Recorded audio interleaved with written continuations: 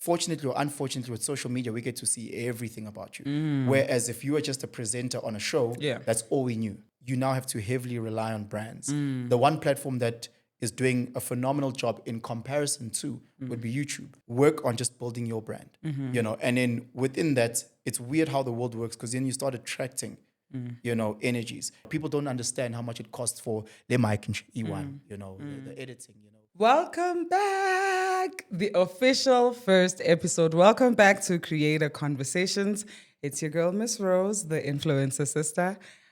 Don't forget to like, subscribe, comment who you would like me to talk to, who you want to learn from, who your favorite content creator is, what you've learned, what you want to learn if you want to be a content creator. Now, I want to today, my guest is actually my first content creator that I ever made with my own hands. The one, the only, Penson Mlotshwa, pong pong pong pong. Hi. Unjani? I'm nervous. Wena? Goosebumps. Indab. No, like I'm nervous, I'm excited, I'm all those good, positive what. Okay, yeah, so a good kind of excited. A good kind of nerves. A break a leg kind of excited. No, man, I'm just in awe of the space, of the people behind the cameras, thinking, as you were saying, where you started all those years ago. Yeah. Like the growth has just been amazing. Thank you. I appreciate it. So welcome. So I found it significant. Like the whole time I've been trying to figure out who to have as a guest, the first guest, right? And I was racking my brain. I was like, yo, but in my mind, I'm like, nah, man, nah, when I started. So to give everybody context, we met at work. Yeah. And I was still working full time and still in the influencer marketing space for an amazing agency. I'm going to have them on also. They're going to teach us. And he said to me, don't you have people that you manage? And I said, that's not how it started. Okay. Can I jump in on how it started? Please tell the story. Okay. So how it started was you were running a campaign for Powerade or something. I can't remember. It was Powerade. And you were like, oh, we're looking for people that can you do this, ne? And I remember at the time you needed 1,000 people on social media, 1,000 something. Yeah. And I had like 600 or 500 people. Yeah. And you're like, hey, sir. And I was like, and you had said, I can't remember what it was. You said like something like, it's going to 100 Rand a picture or something like that. Yeah. And you get a 6-pack of Powerade. Yeah. Okay, you mean what I'm going to do? Yeah. I'm going to 6-pack of Powerade. Yeah. Nekipa. Pale. But I didn't have the numbers. But you didn't have the numbers. And I remember saying to him, don't you want to do this? And he's like, I'll do it. What must I do? Tell me, teach me. And I said, no, I can't teach you. Just like get the numbers up. And then you said, how many numbers do I need? Yeah. And then I said, okay, at least let's just go that side of 1,000, right? Yeah. But I didn't know what to post. And you're like, keep posting your kids, keep posting the gym stuff, keep posting. Penson, did you post today? Yeah. Oh, okay. Take. Yeah. Literally like that. Every single time I would ask him, did you post today? I don't do this. I forgot. And I would remind him. And within 3 months, you were on 3K. Something like that, yeah. And then within the next 3 months, you were on? I don't know. But it was. No, you can say it. No. It was a weird journey. It was a weird journey because I think whenever you start seeing certain people, you think they are these extroverted people. Yeah. But you extroverted in different spaces and you introverted in certain spaces. So I was thinking about it like the line of your Facebook where it's like me and my people. Right. So I can post my kids because it's just you, yeah. Until random people start talking to you and you're like, what's happening? I don't know you. Yeah. I didn't add you as a friend. What's happening? So it's been a journey, and you go through these, peaks and valleys and remove certain people as well. Yeah. Like every year where you're like, I'm doing an audit. Yeah. I'm getting rid of 500 people. Yeah. I'm cut off. Yeah.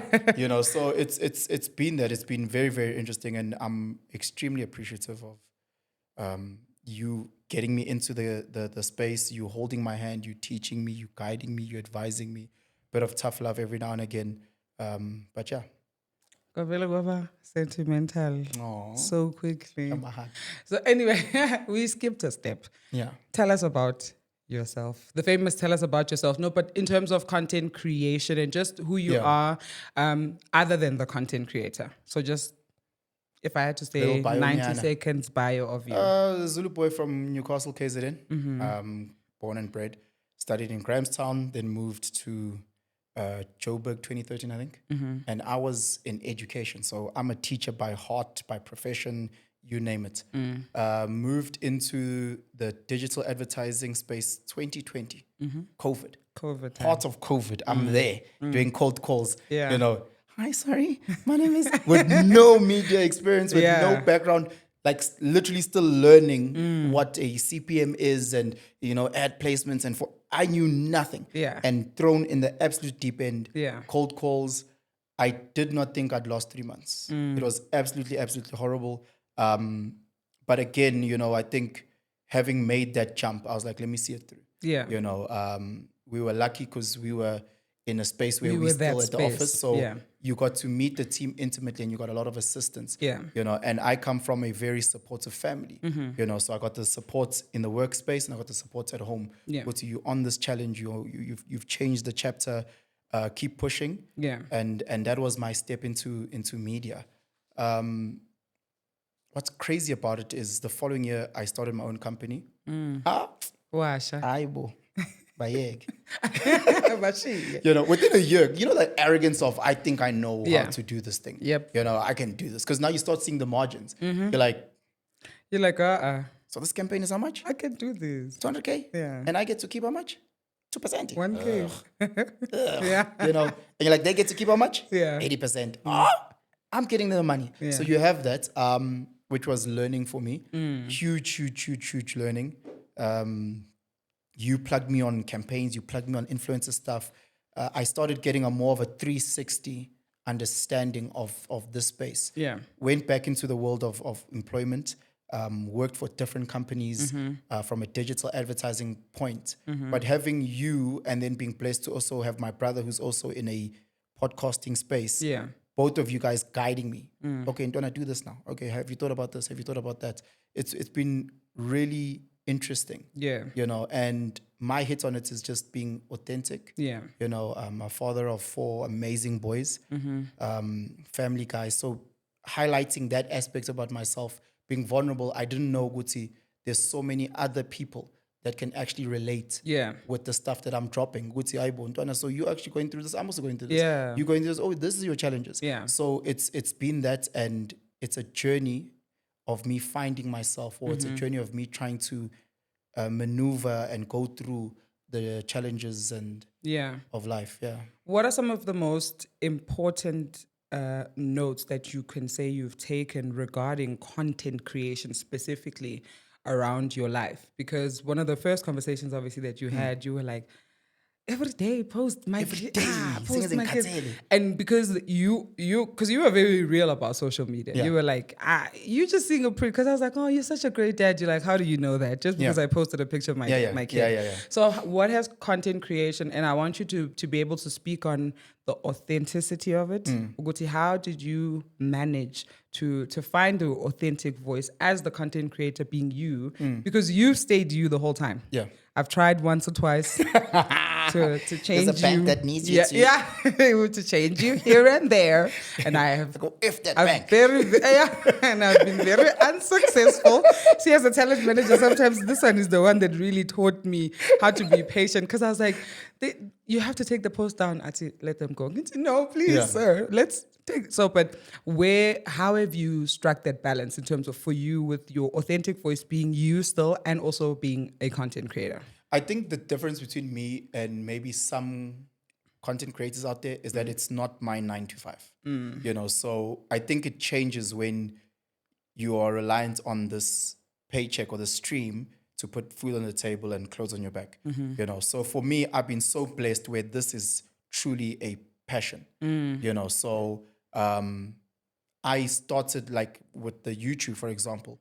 I started it as a vlog. Right. You know, like this is just take my phone, put it there, and like I wasn't trying to. If I'm having a bad Monday, hey, I'm having a bad Monday. Yeah. This is the thing. So I found a lot of healing in that, like someone writing in their diary, and then started uploading that, and then people in the community starts building around that. So it's been so easy for me to continue that. Whereas I think if I'm always having to read off a script or having to get into character, I might feel, because that's not naturally me, I might have challenges around that. Yeah. Whereas if I'm coming back from rugby and in Limele, and I go, yo, guys, yeah, I'm shy, yo. Yeah. I can be real because that's just what happened, you know, or I'm with my kids and I'm busy trying to talk about something that's happening and all of a sudden one of them opens the door, Baba, can I have some Cocoa Pops? Like at the same time, like, you see, this is real. life. I don't have the privilege of editors. And I love the fact that I don't have that. And it becomes more genuine with that. I don't have a set time that I upload. I don't have a set day. If I feel like now in the car after this, I just want to just take something off my mind, I get to take my camera out, speak, upload, and then continue my day. So the being authentic to me has been the ultimate ace in the back pocket. Yeah. And how do you think, because a lot of that, you were authentic, but you also had to be consistent. Yeah. So how did you, where's that balance? Because yes, even if it happens here and there, what is your top tip in terms of being consistent with the content? Because it's different things. It's your kid today, it's gym tomorrow, it's that tomorrow. Where do you think is the real gem in the consistency? Because it's you. Like it's you. You know when people say that cliche line, when you do something that you love, you don't have to work a day in your life or something like that. I think if it's you, if you love cooking, and that is who you are. It's easy to become consistent in terms of the content around that space. If you love watching soccer, then it's easy for you to make. But the moment it goes too far out of your personality, I think then the job element starts coming in and it starts taxing and taking away. Whereas if it's a genuine hobby, I have friends that are gamers. I was like, boy, just put like a camera there and just every time you go on. Because you do this every day, and the streaming, that online space is huge. So I think it's that. If people want to be consistent, find things that speak to you, that you're doing value on the daily. I'm with every now and again you want to take your kids back to the hospital, but like not to the not even to their grandma, just to the hospital. So they must go all the way back. So all the way back. No, they must go all the way back. We must reverse. Back to sender. Back to Jesus. Anyway, but because they're here, you and they talk and they go through kids things, and so I get a chance to take little cute videos, because I was saying my photo album, so we might as well take videos, and instead of me paying X amount to keep it on the cloud, I can put it on social media for free. Put it on social media and just store it there. Got you. Pull it when I need it. Let's talk about what you feel is the importance of the monetization part. So this is a perfect segue because it's not your 9 to 5, but khona ama coins nyana okungenayo. Nami ngikwazi ukuthenga i-roll on.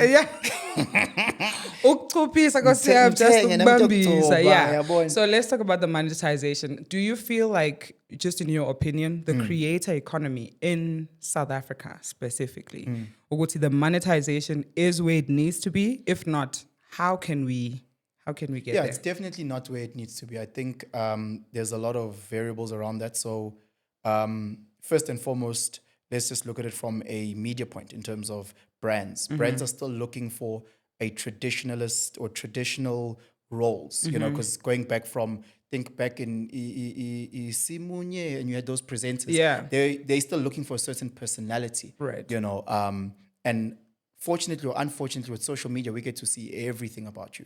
Whereas if you were just a presenter on a show, that's all we knew. We didn't know about your family. We didn't know about things that you did in the dark. We knew nothing about that. So I think from that point, brands still go to like the same 5 creators all the time. If we want a mom influencer, we've got our 3. If we want a lifestyle, we've got our 5. If we want a gym person, we've got and they keep going like that. And there's so many amazingly talented individuals that, have huge followers. Like you look at on TikTok, for example, where brands are still skeptical and a bit scared to work with them. So they just go to the tried and tested. So you have guys that sing, guys that are comedians that are struggling to get any bit of funding or money from the space. And some of the platforms obviously also don't have a proper rev share, like I don't know about how monetization works on TikTok. It's not monetized yet in South Africa. It's not. So, but I know with the lives, you can get, guys can get you little, like the coins and the stuff. Yeah. And the same, I think, with X as well. It's such a challenge, even on Instagram. Yeah. Ooh, excuse me. I know, Guti, you can now have subscribers on your channel. Yes. But in terms of just getting paid to upload content, it's not there. Yeah. So you now have to heavily rely on brands. The one platform that is doing a phenomenal job in comparison to would be YouTube. Right. Where again, I upload, once I get whatever the criteria they need, then I start earning from those platforms. So I think from a monetization point, for now, it's very, very difficult. Yeah. Very, very difficult. Podcasting, very few people are actually living off podcasts. Again, just in terms of the revenue that YouTube shares with you, plus the cost. There's also a barrier There's a to cost entry involved. Yeah. People don't understand how much it costs for the mic and E1. The editing. You're paying for an hour here, studio space. Right. And if you're making 15,000 rand a month off your views, and then you still have to pay for all the editing and the equipment and that. Yeah, you're not. You're left in the negative type of thing. So. I don't have real solutions as yet because we don't own these platforms, nor do we own the brands. So I think what we can do in the meantime is just create ourselves as the brand, and you have the voice. Much like, let's just say a Facebook having 10 million uniques a day as an example. Yes. If you can say, I as Penson have a reach of 2 million, across my social platforms, then you the platform, and then you can then start having those discussions. So it's a challenge, and I hope that someone way smarter than me can come up with a solution. Yeah. With that said, though, how do you think creators can make or build stronger partnerships with brands? Because a lot of people are trying to get to the Coca-Colas, are trying to get to the, those kind of brands. What do you think, just from a creator's perspective and an authentic kind of just raw creator perspective, how can you build those strong partnerships? So you start off by following Miss Rose on Instagram, SMS her on 076. Yo, that escalated quickly. Real quick. But it's tough. It's like, you remember back in the day when people were like, "Wafuna model" or something like that, and you're not part of an agency. You want to do ads and you're not part of an agency because there is those barriers, So outside of the talent scout finding you, because now you've created a profile that has X many people, it's really, really difficult because are you going to send emails to these influencer agencies, because the market is saturated in terms of just pure numbers, I would, again, go to my previous one where I say, work on just building your brand, and then within that, it's weird how the world works because then you start attracting, energies, you start attracting people that start following you and you're like, this person's actually got who's this person? Yeah, ubani. I just follow a celebrity like you. Yes, and you don't know whether to keep your voice or to change or switch it up or romance or something. Next thing they like a post, you're like, why?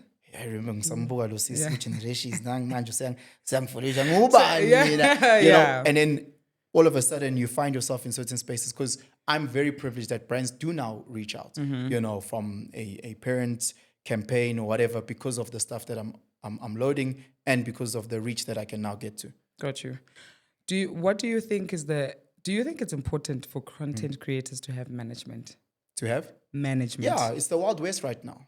It's the absolute Wild West. For example, the one that I'm tripping over is the monetization. Because again, we need financial resource to continue the job that we're doing. So maybe at some point, it might loosen, but for now, because again, there's so many people have no idea what happens behind the curtain. So they might see the post, is now advertising for this client or this brand, but they don't know what's happening behind the curtain. They don't know which media agency that you went to. They don't know which management has, and all of these people that we're seeing as these creators, these are now aligned with a manager or an agency, or because they try to do it by themselves and they realized, how challenging it's been. It is. Much like the actors or the speakers, these big guys, they all have managers that try and manage that. Because doing it by yourself, one, you're going to get taken advantage. One, you don't know where to go. Yeah. Two, you're going to get taken advantage of. Like you're going to be finding yourself, they booked a campaign on Instagram, but now you're posting across all these other platforms, and then you're also doing activations, and then you're only getting the Instagram money. And the manager would see quickly through that, like, hey, listen, unless you're getting activation budget, my client's not available on that For day. sure. So those type of things, I think it's very, very important to get some sort of management or agency to help you. So I know we've been together this whole time, but as a brand, try to approach you and try to take advantage of you.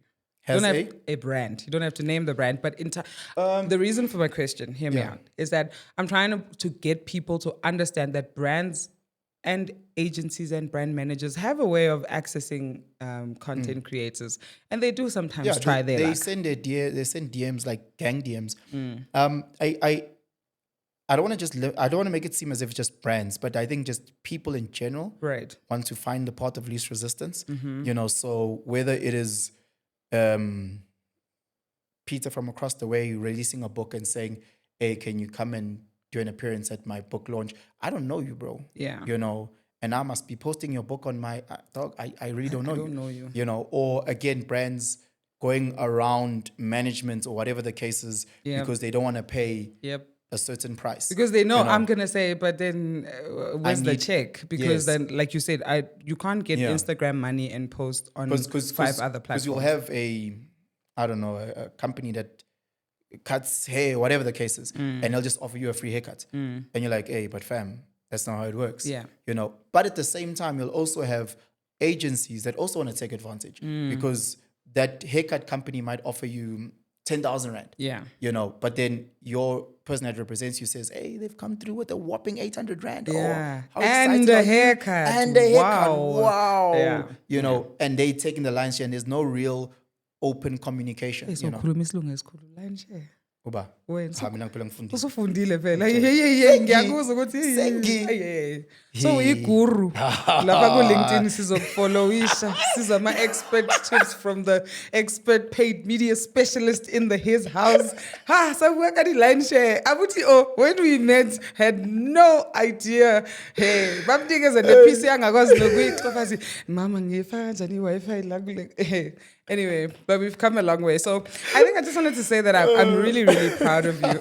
I think it's significant that you be the first episode. I wanted to just say that I'm proud of you. Thank you. Because you pushed through the consistency, even though Nalina, I was still kind of finding myself. You literally were like, no, it's fine. Now you can teach me. It's fine, because there was no artist. He's artist number one. And I want a talent number one. Yeah. Firstborn here, influencer sister.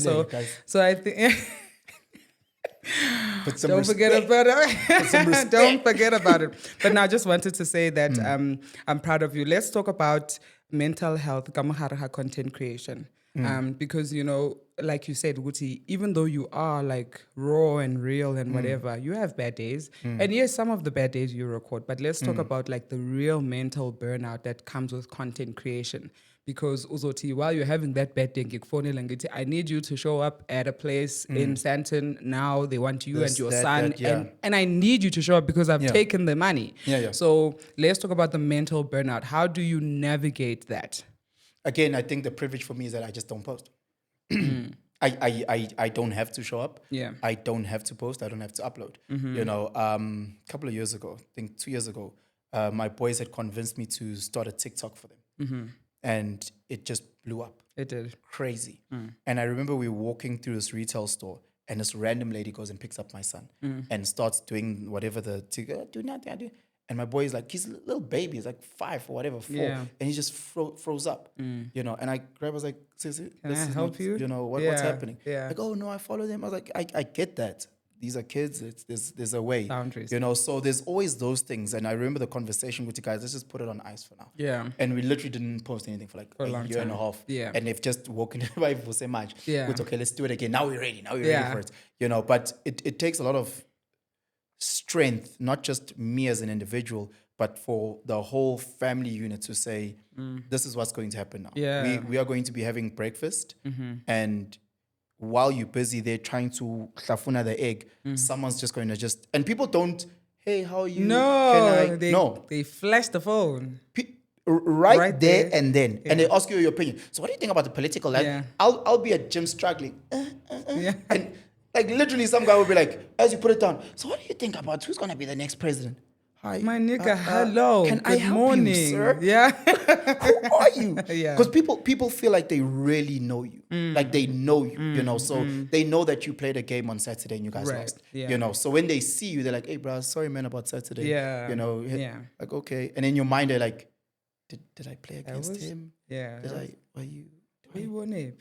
We were in high school together. Yeah, you know, like those type of things, you know, or people are going to ask you about your brother, people want to ask you about your kids, you know, or some people are going to be actually very below the belt and ask you like, so who's the baby mama now? What's happening now? Yeah. Fam, Are you okay? You know, so all those mental things you have to take in and realize, they know this side of it. Yeah. And I still need to stay sane because I'm living real life. Yeah. And I can't let any of the good or the bad. Right. Because there's a lot of good as well. Yeah. You know, there's a lot of cutting lines. Something that you didn't know. You know, I feel like Slay Queen, where you're standing at the back of the line and like, hey, Penson. No, what's Slay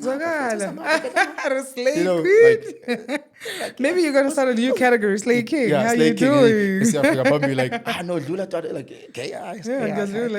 that's a step. Oh, don't you have, you want to Okay. But you have to take that because, again, put it aside. Because a lot of people might lose themselves in those little things. Whereas you understand, you would say, boy, you have to wake up, you have to work hard, you have to put food on the table, for Coco KSC, you still have to pay your taxes, all those type of things that keep you. Damn taxes. Ulale lusas. Please, I'm just a girl. No. Just trying to live. 16%. No, thank you. Yeah. That actually wraps the episode. For real. Yeah. There's a couple of minutes left. I want to do these quick fire questions that I was asked. Kids says we're getting to know you. Quick fire puts you under pressure. Getting to know all about. Okay. Sharp. What is the weirdest DM you've ever received? You can look very R-rated. I know, obviously, choose the different. Amanu. Those are like weird news. And you get like news from Mama Cheetah. And just and like Mama Cheetah is crazy. People will put themselves out there because they want to show you what they have to offer. Okay, this is only the first episode. Please, let's not make it the last episode. You asked the question, I'm giving you the answer. La bona firstborn. La bona di lotadi firstborn. So, Sharp, we're gonna... If you could only create content for one platform, which platform would it be? Why? Because I get to really talk and engage with how I feel. Okay. I like that. What is your guilty pleasure when you're not creating content? My guilty pleasure? Besides Malva putting an Ultramel. At 3 a.m. At 3 a.m. Don't ask me how I know that. But I only know that because it's on social media. Yeah, whoa, yeah. He posts at 3 a.m. Having that Malva. Or the donut, the cream donuts. One thing about this gym guy, he's there, reps and whatever. Marabusiu kabutu. Cream donuts. So what is it? That's like dessert. Dessert. Okay. Dessert guy. What's the one brand that you would love to work with? Ooh, one. Okay, 3 again, because basically this is our email after. Okay. Yeah. So from a clothing point, this is weird. Adidas would be the one. Okay. I'd before what was happening politically, I really wanted to work with USAID. Okay. Really, I think it's the teacher side in me helping out. Yeah. So if there's any NGOs, really, because it touches. Third one, keeping it 100. Clip Drift. I'll take it. Okay. Come on, Clip Drift. That's right. Clip Drift. I'm your number one fan. Influencer sister 073 and stuff like that. If your content style, this is the last one. If your content style had a theme song, what is it? There's a song, is it John Legend, where there's Kanye West and Trey Songz that one man can change the world. That song. Because I really, when I'm speaking, especially to like Ikeng, like a lot of young brothers, and they feel stuck and they feel like they don't know where they need to go and they feel like life has just turned its back on them. And I'm like, hey, bro, you can be that person that changes the world. You know, you can. You can change your family situation. You can change your community. You can change the world. So that's the theme song. I don't think there's even anything to say after that. That is the perfect way to wrap it up. Thank you. I love it. Thank you so much. Thank you for having me. That wraps. That was Penson Mlotshwa, father of four, paid media expert, content creator, gym fanatic. The bio, Pela must buy. 2020 was a long time ago. Did you know that? 2020 was a lifetime ago. And think about everything that's happened in between from there now. The highs and the lows. Because you were high and then you were low. Then you were low. You underground. Scraped rock bottom. I'm like there. And scraping rock bottom is fine. Because as long as you know that the only way up is up. Yeah. So thank you so much. Thank you so much for joining us. Thank you for having me. Thank you for everyone who's here. Thank you for the guys behind the. We look forward to your subscribers watching our show. No. So I'm going to Thank you. So thank you so much. Please comment down below any further questions. Maybe we'll do a live, because one thing about this guy, he'll phone you in the middle of the day. Do you want to do an Instagram live? And I'm like, that's not how my social anxiety is set up.